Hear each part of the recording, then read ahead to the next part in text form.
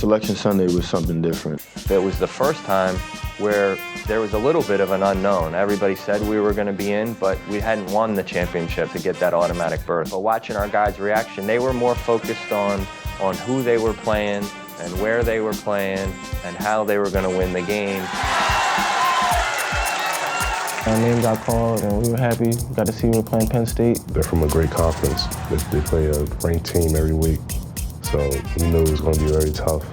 It was just something good for our program, you know, to be able to make it to the NCAA tournament 4 years in a row. Just showing how much this program has succeeded and back on a level that it's been in the past.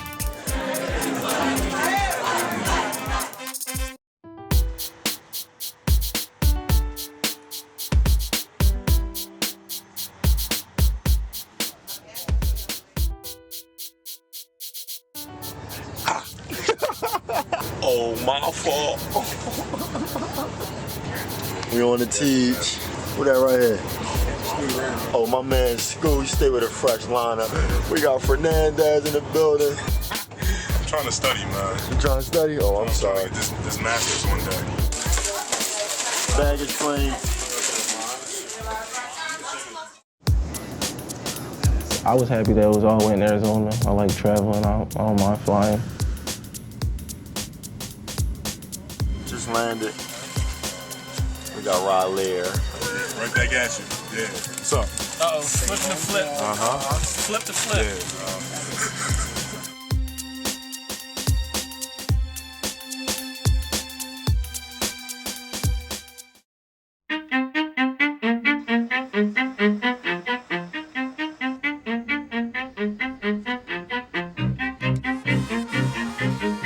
Going up to the game, we have some nerves in our system. If you're not nervous and tight in that situation, then you're not breathing because it's your opportunity to shine. But you need to have a level of confidence. And as soon as the game starts, they all go away. And we're underway from Tucson. Round 2 of the NCAA tournament. Started off slow. They got on the roll right from the jump. Give and go, and the ball deflected, stolen by Penn State. Here comes Battle on the open floor. Pulls up beyond the arc for a 3. It's good. Taylor Battle. We got down to a 10-point deficit, where we came back. Juan had a great first half, which kept us in the game. And we put the lead down, I think, at 5 or 3 at halftime. I had a good second half to be able to keep ourselves in the game. Moore now drives in the lane, pulls up, bank shot is good. Here's Moore, drives, shoots, it's good. Ramon Moore. It was a close game for like the last 15 minutes of the second half. We just kept going back and forth. He goes right of the lane, drives up with the shot, it's good. He was down 1, they was down 1. And everybody was just making big shots. A lot of people made big shots just to keep the game to that point. It was a tough game for me. I only made 1 shot, and that was like at the end of the game. So I just try to help my team in other ways. Got a couple rebounds, a couple block shots. He drives, he's up with the shot, it's blocked by Lavoy Allen, picked up by Fernandez. Another great block by Lavoy. Fernandez in the front court, and he's fouled with 28 seconds to play. Juan Fernandez will go to the line for a huge 1-and-1. Free throw by Fernandez, who's good. It's a 3-point lead, 64-61. We were up 3, and Taylor Battle hit this 40. It seemed like it was from like 42 feet to tie it up. 18 seconds left. Now here's Battle. A 3 for the tie. It's good with 14 seconds left. Now Temple will call timeout with 11.4 seconds to go. Most teams at this point put the ball in their hand of the best ball handler and decision maker and tell their best screener to step out the top of the key and tell the guy to go make a play. Coach Dunn called timeout in the huddle. We talked about getting the ball to Juan. When I went back into the huddle, Khalif said, "Coach, we should put this in Juan's hands. He's going to win it for us." Khalif told Coach, just to give Juan the ball. Juan had the high handing at that game. It was great to listen to Khalif say, you know what, this is probably how we should go. Coach called that play, give me the ball and play a pick and roll at the top. I'll go at the top of the key, set a screen for Juan, and he'd try and do something with it. I remember I was in the corner, I was close to Juan, and when the shot went up, I'm just looking at it like as it goes up, and then just like my eyes just rising with the ball. It seemed like the ball was in the air for like forever, it seemed like. And just when it went in, it was just like a movie.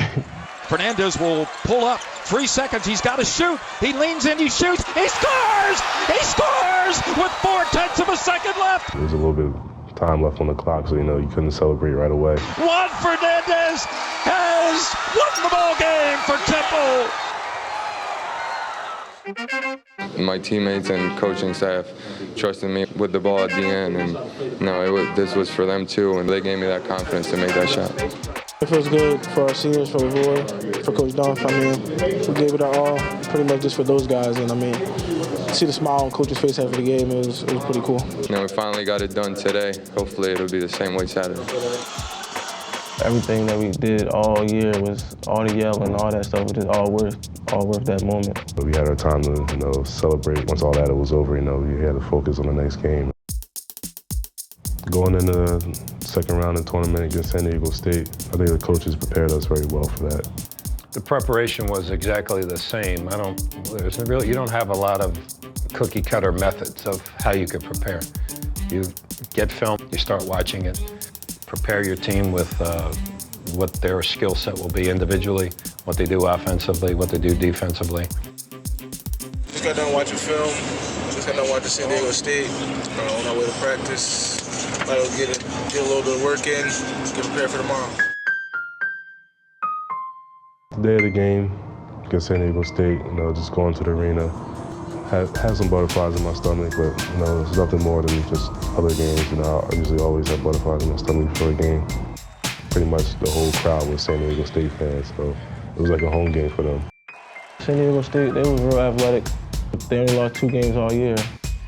They had a size and athleticism about them that took us a little bit into the game for our guys to get used to it, to get comfortable playing against. We put ourselves back in the game. I think we were down by 12 in the first half, but we went into halftime down by 5. We had the momentum going in the second half.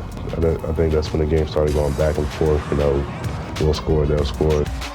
Toward the end of the second half, we had opportunities to finish at the rim that would have really gotten us over the hump. We had a couple of other plays that you would say if we could have made a better decision, we would have been in great shape. We could have won the game in regulation. A couple guys made a couple big buckets, and then they couldn't score at the end, sending to overtime. It was double overtime, so I mean, they didn't roll over us, but I mean, at the end, they just made more plays than we did.